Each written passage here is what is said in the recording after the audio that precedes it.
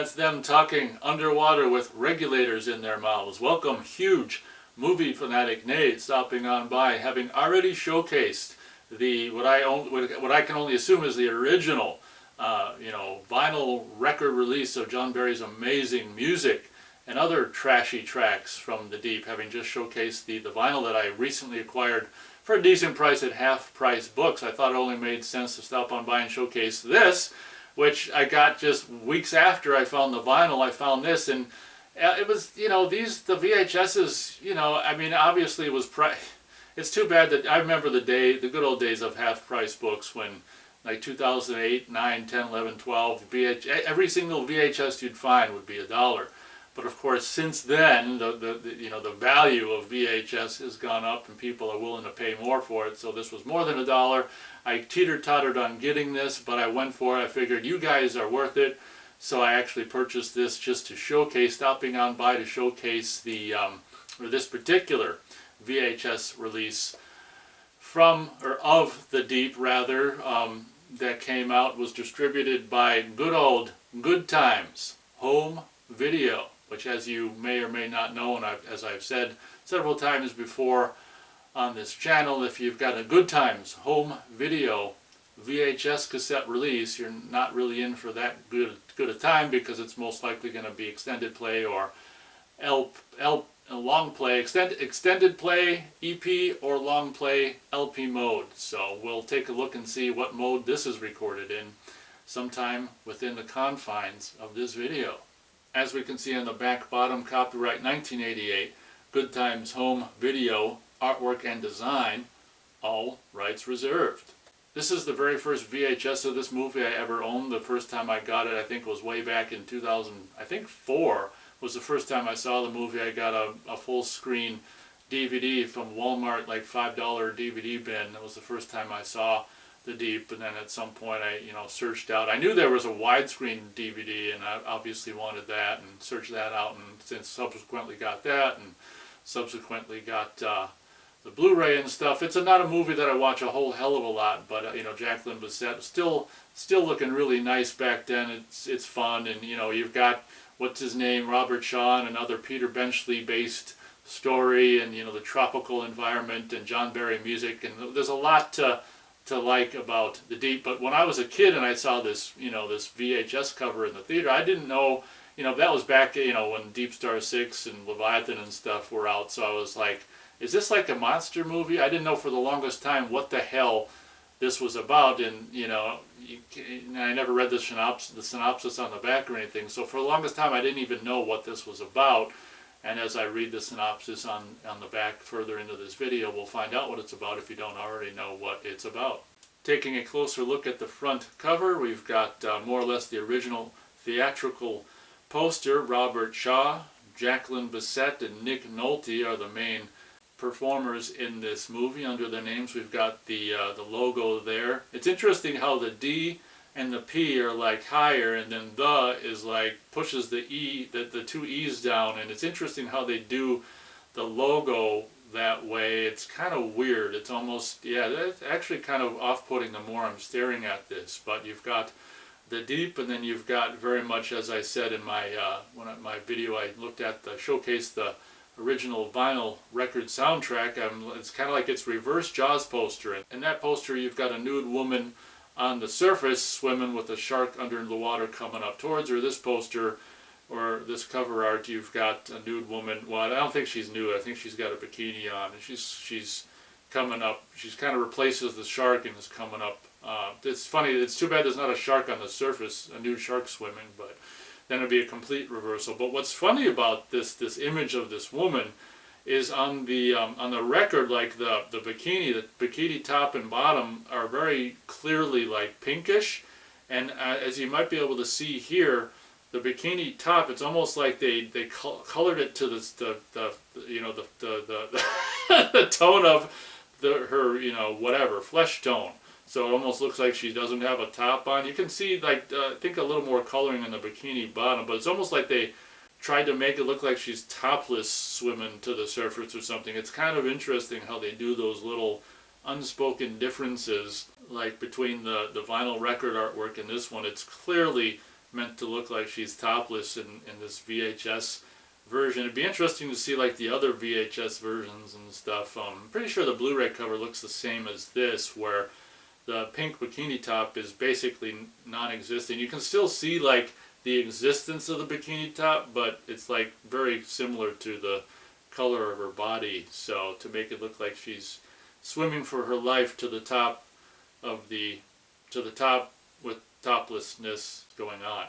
As we can see on the bottom there, I don't know if this is just for this, I'm not very familiar with like the poster art or any previous VHS releases. I don't know if this is a tagline that just came up, Good Times just came up with, or if it existed, you know, before, but it's just kind of lame in a way. He hired the best criminals for the heist of the decade. I'm going to say that that's just Good Times freaking own spiel they added to it. It doesn't, I don't think that was on like the original theatrical poster, possibly maybe not even the original, you know, Columbia TriStar home video VHS. And I don't know if this would have come out on Laserdisc in the 80s or not. I'm not very familiar with the home video versions of this, but there you go. Taking a look at the right spine, very simple, nothing on the top of it. You can just see on the top of the spine, as you go towards the bottom of the spine, you go deeper into the ocean as it gets darker. Kind of interesting. You've just got the goofy ass logo of the deep with the you know, squishing down the two E's there. VHS in a rectangle there. Catalog number 4205. Left spine seems to be identical to the right spine. Taking a look at the top, yeah, since it's the top of the cassette artwork, it's still very light in the ocean there. As you can see, the goofy ass, the deep logo, and the VHS in a rectangle, and catalog number. Taking a look at the back, goofy ass logo for the deep. And this is what I remember seeing. I don't know if this is the only image that would, I think this was the only image that was featured on the original VHS that presumably would have come out, you know, by Columbia TriStar Home Video in the 80s or whatever, but I think this is the only image that was on the original VHS that I saw in video stores in like the late 80s, early 90s, whatever. And, you know, I was too lazy, I think, to read any of the synopsis, but I mean, it's not very, like, doesn't really say if it's a monster movie or not. That image of Nick Nolte and Jacqueline Bisset, what they're doing is they're using the ocean floor vacuum cleaner to, to suck up all the sand and dirt and stuff around the little, you know, the numerous little glass vials of morphine that they're sucking up or trying to collect. Is that what they're trying to do? Oh wait, no, I don't think they're interested in the morphine. I haven't seen this seen this movie in forever. They're interested in treasure. Okay, and then the bad guys are interested in morphine. But yeah, regardless, they're using the ocean floor vacuum cleaner to suck away the ocean floor and reveal the gold and treasure. Yeah, okay. I was like thinking they're looking for the morphine, but no, I don't think so. But anyway, yeah, that's what's happening in that picture. Peter Jaws Benchley's best-selling novel is now a lavish, suspense-filled motion picture. Gail Burke and David Sanders are on a romantic holiday in Bermuda when they come upon the sunken wreck of a World War II freighter. Near it, they find an ampule of morphine, one of tens of thousands still aboard the wrecked ship. Their discovery leads them to a Haitian drug dealer, Cloche, and an old treasure hunter. I don't even know how to pronounce it. Is it Romer? I think it's Romer. Romer Treese. With Cloche in pursuit, Gail, David, and Treese try to recover the sunken treasure. Abbreviated credits can be found under the little synopsis, as you can see in a little rectangle there, with original soundtrack album available on Casablanca Records and Tapes. That even further confirms the fact that the record, LP vinyl record that I showcased is original from 1977. There was a little confusion about that, as it's actually pressed on blue vinyl, something I didn't think they did in the 70s, but having looked at this, it further confirms that it probably is the official original vinyl record release from 1977. Panning further down, you can see the rating for this movie, which is R. You can also see the color, which is color, and approximately 120 minutes. And here we go. If you want a good time, look elsewhere, because Good Times Home Video records in superior quality videotape that's recorded in the LP mode. I love when the quality sucks, they blatantly put a blatant band, unmissable band, which says superior quality videotape recorded in the LP mode. It's weird that I wonder why they even say anything about the mode it was recorded in. You think they wouldn't have to say anything at all. It's kind of interesting that they say anything at all. Maybe it's a way, they kind of feel guilty for selling a video cassette brand new recorded in LP. Maybe it's almost like the warning on the label of cigarettes or something. It's like Surgeon General's warning. This is recorded in LP. I mean, it must have been something they contractually had to do, and then make it look all, like the thing that your eye is drawn to almost most than anything on this back cover is that white band, which says the superior quality tape recorder in LP mode. It's just so strange to me. Below that, we can see, we make collectability a way of life. Good Times Home Video Corp. Yeah, collecting garbage recorded in LP mode. Good Times, what's that? I'm just trying to say, yeah, okay, so that does say Good Times Home Video, the logo they were sporting in 1988. VHS catalog number, you got an American flag there, duplicated, packaged, and printed in USA. Well, that's kind of commendable. Anyway, I guess. On the bottom there, I don't know if you can see or not, next to the barcode, you've got reproduction in whole or in part without written permission of copyright owner is prohibited. I'm kind of impressed that I could read that with no glasses. Taking a look at the cassette itself, being 120 minutes and recorded in LP mode is still, there's a surprisingly amount of tape there for being an LP mode, but once again, it is 120 minutes, which works out to be 2 hours. So I guess you need a lot of tape even for that in LP, but you've got a very simple white label. The goofy logo for the Deep is printed as everything else is printed in black. On the cassette, you've got the release year of the film itself, 77, and the release year of this VHS, 88, on there.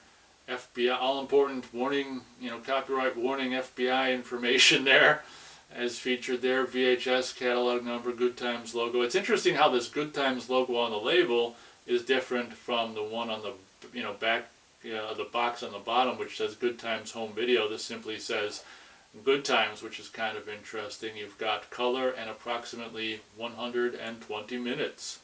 If you look at the spine here, it's kind of like, okay, look at this. It's T62.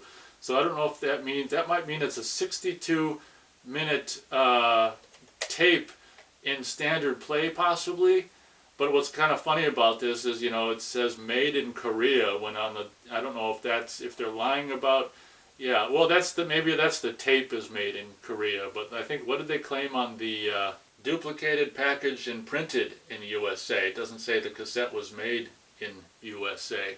So yay me, after all these years of never owning a single VHS copy of it, I now own a horrible, crappy VHS copy of it. But when I looked at the back of this and saw it was from 1988, just what a fun year that was for me. I think that's like kind of when I started officially getting into horror movies and stuff, and 1988 was just like kind of a fun year, so I'm like, oh man, I've got a soft spot for 1988. So once I saw it was Good Times 1988, I'm like, yeah, I gotta buy this so I can showcase this. And it might almost be fun to just for shits and giggles to watch this LP garbage or whatever, maybe some of it or whatever. But as I said, the first version I had of this on DVD was the pan and scan version, so I'm familiar with the pan and scan version. I think the first DVD they put out of this was one of them double-sided, where it would have been pan and scan and then freaking widescreen on the other side. I remember before, like, I don't know why I didn't just do eBay. I guess because I just wanted to walk in some. Well, no, even at Suncoast. But anyway, I remember it was like 2004, 5, 6 or something. I knew that for online research that they had put out a widescreen DVD, and I remember going into. I don't know why I was wasting my time with Suncoast, but I remember going into Suncoast, the one I'd formerly worked at, talk to this know-nothing girl, and I'm like, yeah, I want the widescreen DVD of The Deep, and she looks it up and is like, well, there's no widescreen DVD of The Deep, and I'm like, yes, there is a widescreen DVD of The Deep, and I didn't go much further than that, because I saw it online, and I don't know why didn't I just get it on eBay? Eventually I think I ended up getting that widescreen and on one side and pan and scan on the other side. Where did I get it? Oh, probably just at Half Price Books or something, years later or whatever. But I can remember the frustration originally when I got that Walmart pan and scan only DVD of The Deep, because I knew you could just tell by the panning and scanning and how what was going on that it was a Panavision movie, and it probably says Panavision in the closing credits as well, or opening, who the hell knows. But I was just kind of bummed that I didn't have. I had only had like the pan and scan version to watch for a while there, and was delighted to be able to get, like, when I found the widescreen on one side and pan and scan on the other side DVD, a year later, years later or whatever, I was like, oh my God, hallelujah. And then of course it ended up coming out on Blu-ray and stuff. But what's really cool about, in closing, about the Blu-ray is, it seems to me there was like originally a 3-hour cut of The Deep, and it seems like there's a decent amount of those scenes as extra on the Blu-ray. Almost like, I can't even remember if it's like 30 minutes or more of deleted scenes that imagine The Deep being an extra hour.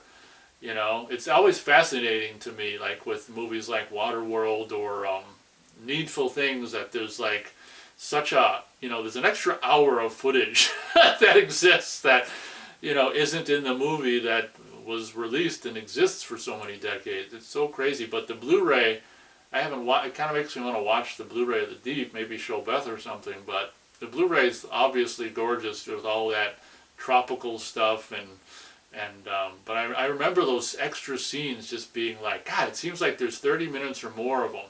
I remember them being like really like interesting at the time, and kind of wishing that you could actually somewhere get the 3-hour version of The Deep or whatever. But anyway, I've overstayed my welcome on this video, as so often is the case with videos of mine. Hope you guys enjoyed this video. Thanks so much for watching, and as always, we'll catch you on the next video.